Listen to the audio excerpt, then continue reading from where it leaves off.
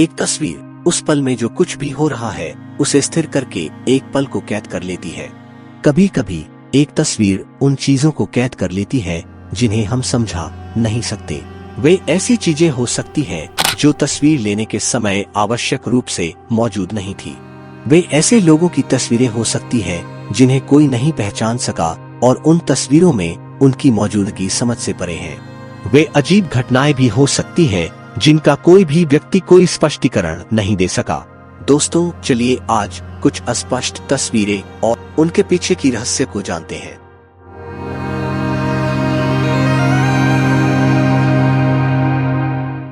1930 के दशक से हेसेडेलन घाटी गांव में असामान्य रोशनी की सूचना मिलती है। चमकीले पीले, सफेद या लाल रंग में दिखाई देती ये रोशनी हराइजन के ऊपर और नीचे दिन हो या रात दिखाई देने लगे। वे कुछ सेकंड से लेकर 1 घंटे तक कहीं भी दिखाई देते थे। कुछ लोग कहने लगे कि वो खदानों से निकली धूल थी। वे कभी कभी बहुत तेज गति से चलते थे और कभी कभी धीरे धीरे आगे पीछे हिलते थे। लेकिन आज भी ये एक रहस्य है कि क्या वो सच में खदानों की धूल थी या किसी अन्य एलियन का कोई संकेत था।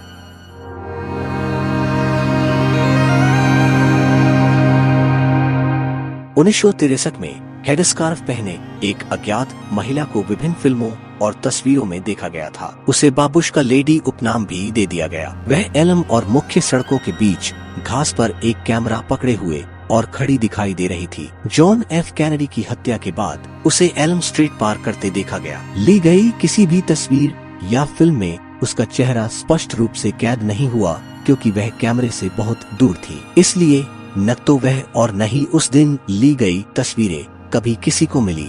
और दोस्तों, ये जानकर आपको हैरानी होगी कि जॉन एफ कैनेडी का हत्यारा को पुलिस कभी पकड़ नहीं पाई।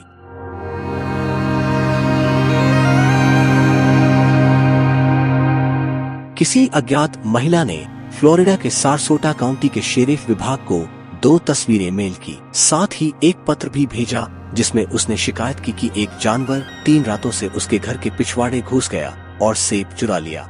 वो एक स्कंक ऐप था जिसे swamp cabbage man, stink app, Florida Bigfoot या मायका स्कंक ऐप के रूप में भी जाना जाता है। एक होमिनिड क्रिप्टिड माना जाता है जो फ्लोरिडा, उत्तरी कैरोलिना और में पाया जाता है। ऐसा दावा किया जाता है कि इसकी उपस्थिति एक बहुत ही अप्रिय गंध के साथ होती है। 2000 से पहले 1960 और 70 के दशक में इसे देखे जाने की खबरें काफी आम थी। 1974 में फ्लोरिडा के डेट काउंटी के उपनगरीय इलाके में 2 पैरों पर चलने वाले बड़े दुर्गंध युक्त बालों वाले प्राणी को देखे जाने की सूचना मिली थी। United states national park service skunk app को एक धोखा मानती है।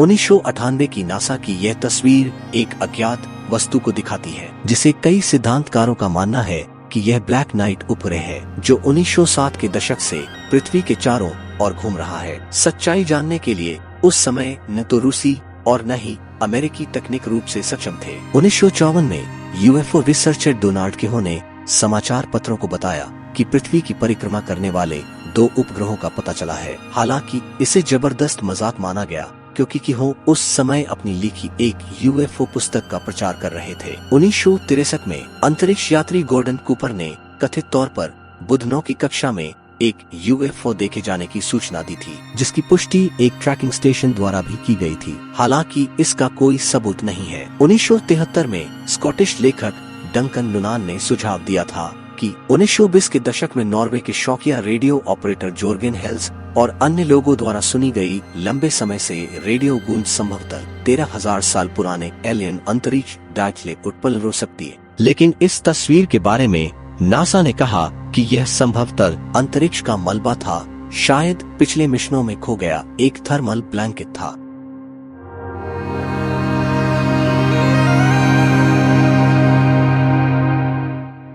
उन्नीस में मूंग बंधा हुआ एक अज्ञात युवा महिला और एक लड़के की एक पोलरॉइड तस्वीर एक सुविधा स्टोर की पार्किंग में पाए जाने के बाद टेलीविजन पर दिखाई गई थी। आज तक कोई नहीं जानता कि ये बच्चे कौन है या तस्वीर कहाँ ली गई थी। टेलीविजन पर तस्वीर दिखाए जाने के बाद एक महिला यह कहते हुए आगे आई कि वह युवती तारा केलिको है जो उसकी बेटी है जो 20 सितंबर 1988 को गायब हो गई थी। यह असंभव माना जाता था क्योंकि तारा और उनके बेटे की मौत कई साल पहले हो चुकी थी। अक्टूबर 2013 में केलिको के लापता होने की फिर से जांच करने के लिए 6 व्यक्ति टास्क फोर्स को सौंपा गया था, लेकिन आज तक कोई गिरफ्तारी नहीं हुई है।